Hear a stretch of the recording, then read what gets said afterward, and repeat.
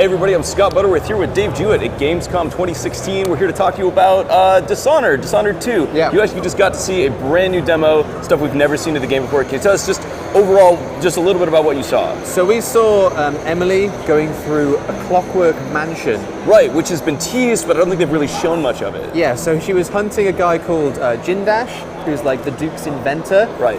But obviously being a man of intellect, his house is insane. Right. It opens up and it's like a normal mansion, as normal as any mansion can be. Just your average mansion. Yeah, just look decadent, very lovely. But then you start pulling levers and floors just pull away and disappear and roofs and ceilings just vanish and fold away into ways that look impossible. And then out of the ground starts coming ornaments and like museum pieces, and the rooms just change completely.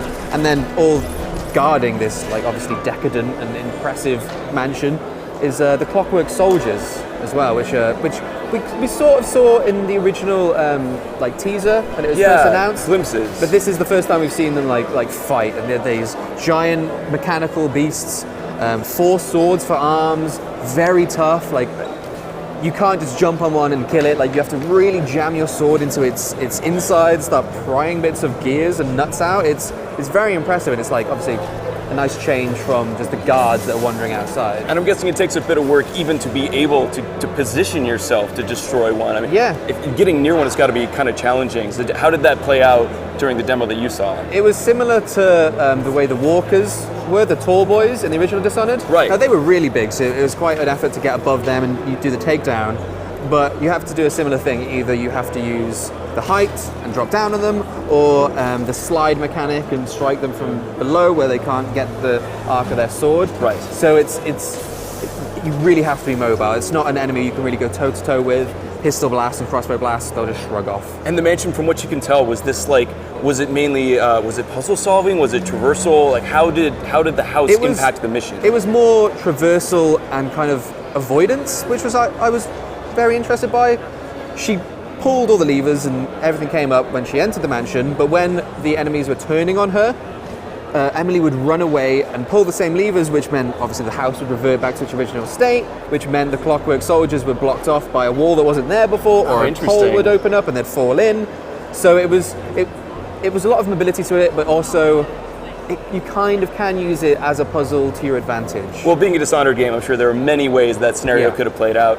The other big thing about Dishonored, of course, all the abilities, and Emily, being a new protagonist, has all new abilities. Can you tell us about what you saw in this demo? So we saw Shadow Walk, which you've seen before. She takes like the shadow bestial form, and she can bring guards up high, slice them in half. The Domino, which you kind of link enemies together, and they say they share the same fate. Right, so you tag a bunch of different people, and whatever happens to one of them happens to all of them. So you choke one guy out, all 4 of them will collapse or whatever. By fate, they pretty much mean they all die. Yes. Or you get choked out. You don't have to kill everybody. There's still like the low and high chaos are still part of the game.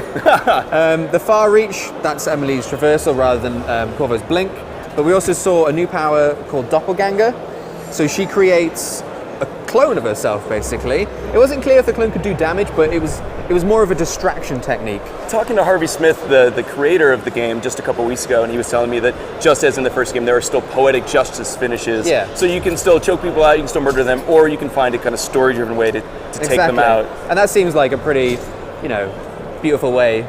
Beautiful might not be the right word, but good way to take out, fitting way to take out an inventor that's, doing all this poetic justice. Yeah. Interesting. All right, well, this has been a little bit on Dishonored 2 with Dave Jewett. For more coverage at Gamescom 2016, stay tuned to GameSpot.com. Come on!